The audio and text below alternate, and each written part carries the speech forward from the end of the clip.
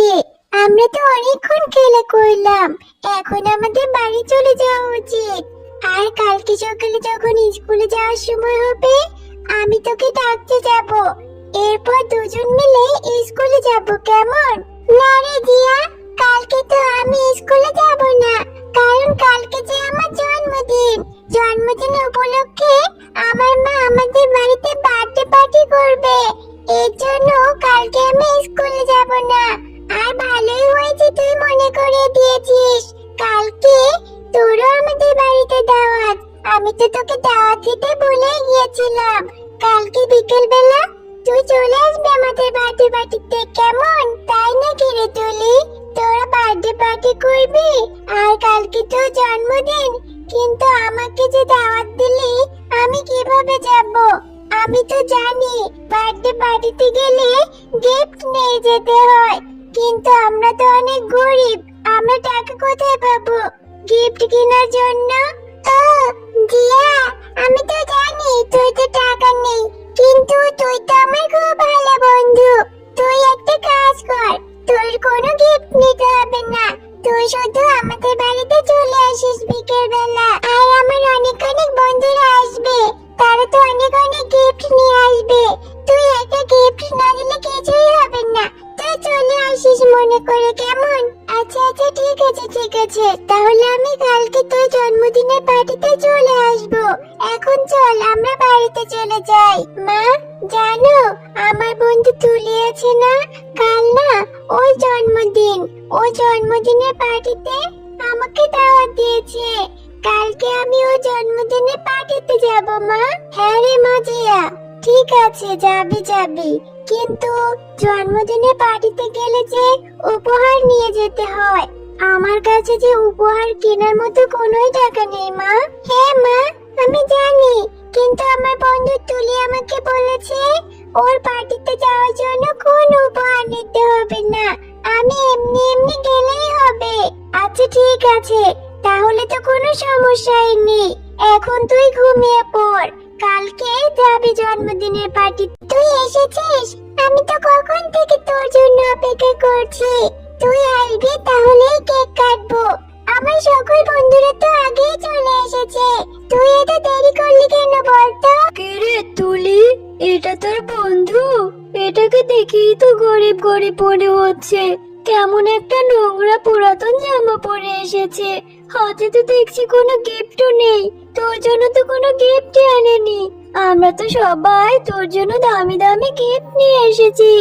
Gift আনিনি তো কি হয়েছে, ও আমার খুব ভালো বন্ধু, আমি ওকে গিফট না নিয়ে চলে আসতে বলেছি, তাই এসেছে।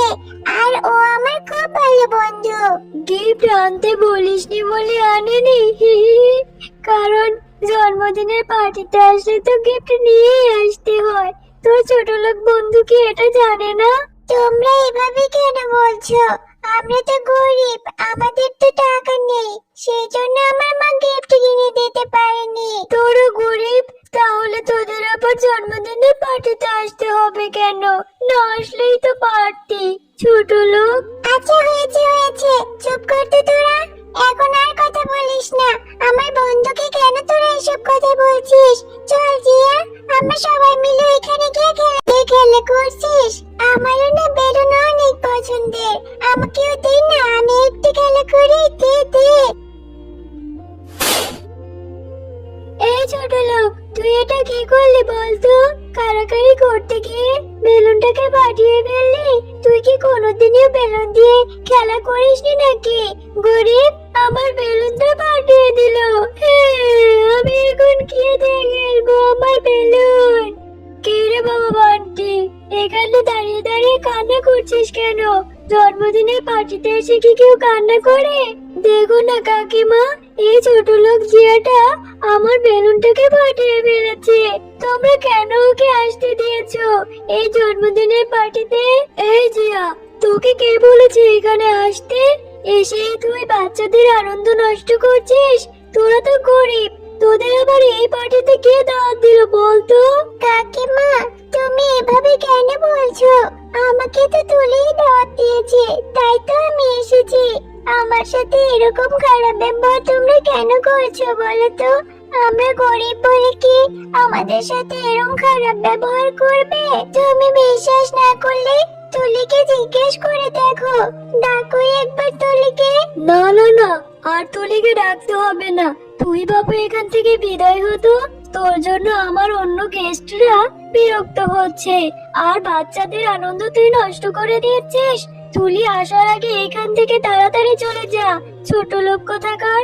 আচ্ছা ঠিক আছে কাকিমা, তোমাকে আর বকতে হবে না, আমি চলে যাচ্ছি। আমি এক্ষুনি তোমাদের বাড়ি থেকে চলে যাচ্ছি। তুমি এখানে বসে কান্না করছো কেন? তুমি এত ছোট একটা মেয়ে, তুমি কেন এত কান্না করছো? তোমার কিসের এত দুঃখ? তুমি আমাকে সবটা খুলে বলো তো। ও, এই ব্যাপার। তুমি এই সামান্য কারণে এত মন খারাপ করছো, এত কান্না করছো। আচ্ছা ঠিক আছে, তুমি শোনো, আমি কোনো সাধারণ প্রজাপতি নই, আমি হলাম এক জাদুর প্রজাপতি। আমি এখন তোমাকে যা বলবো তুমি তাই করবে, তাহলে তোমার মনে আশা পূরণ হয়ে যাবে। এই নাও, আমি তোমাকে একটা মন্ত্রপুত জাদুর বেলুন দিচ্ছি। এই বেলুনটা তুমি তোমাদের বাড়িতে যে কাঁঠাল গাছটা রয়েছে সেই কাঁঠাল গাছের গোড়ায় রেখে দিবে। এরপর দেখবে তোমার মনে আশা পূর্ণ হয়ে গেছে। তুমি সত্যি বলছো জাদুর প্রজাপতি? তাহলে তো খুব ভালো হবে। আমি এক্ষুনি গিয়ে এই মন্ত্রপুত জাদুর বেলুনটি আমাদের বাড়ির উঠোনের কাঁঠাল গাছের গোড়ায় রেখে দেব। এই, আমি এটা কি দেখছি? আমাদের কাছে তো অনেক অনেক বেলুন চলে আসলো। কি সুন্দর সুন্দর রং বেরঙের বেলুন। এই জন্যই বুঝি ওই জাদুর প্রজাপতি আমাকে এই ফুলটা কাঁঠাল গাছের গোড়ায় রাখতে বলেছিল। মা, ও মা, তাড়াতাড়ি এসে দেখে যাও কি হয়েছে। আরে জিয়া, এটা তো দেখছি কাঁঠাল গাছে জাদুর বেলুন। এটা তো খুবই আশ্চর্যের ব্যাপার। আমি তো এর আগে জীবনেও কাঁঠাল গাছে বেলুন হতে দেখিনি রে। হ্যাঁ মা, এটা হয়েছে ওই প্রজাপতির কারণে। জাদুর প্রজাপতি আমাকে জাদু করে এতগুলো বেলুন দিয়েছে। শোনো মা, আমরা এখন থেকে এই বেলুনগুলো দিয়ে একটা বেলুনের দোকান দিব। এরপর সেই বেলুন বিক্রি করলে আমরা কিছু টাকা পাবো। এরপর আমাদের আর কোনো অভাব থাকবে না মা। এই দেখ, আমি তোর জন্য কত সুন্দর সুন্দর বেলুন নিয়ে এসেছি। এই বেলুনগুলো দিয়ে আমরা খেলা করব, আর তোকে আমি অনেক অনেক বেলুন দেব। আর তোর যত বন্ধুরা রয়েছে আমাদের বাড়িতে নিয়ে আসবি, আমরা সবাইকে বেলুন দিব। আরে জিয়া, এই বেলুনগুলো তো অনেক সুন্দর দেখতে। তোরা কোথায় পেলি এত সুন্দর বেলুন? আমাকে একটা জাদু প্রজাপতি দিয়েছে। জানিস, আমাদের বাড়িতে সুন্দর একটা বেলুনের গাছ রয়েছে। সেই গাছে আরো অনেক সুন্দর সুন্দর বেলুন রয়েছে। তুই আমাদের বাড়িতে গেলে আরো অনেক সুন্দর সুন্দর বেলুন নিতে পারবি। ও তাই? আচ্ছা ঠিক আছে, কালকে আমি সব বন্ধুদের নিয়ে তোদের বাড়িতে যাব। এরপর সবাই মিলে তোদের কাছ থেকে অনেক অনেক বেলুন নেব। এরপর আমরা সবাই মিলে মজা করে খেলা করব। এরপর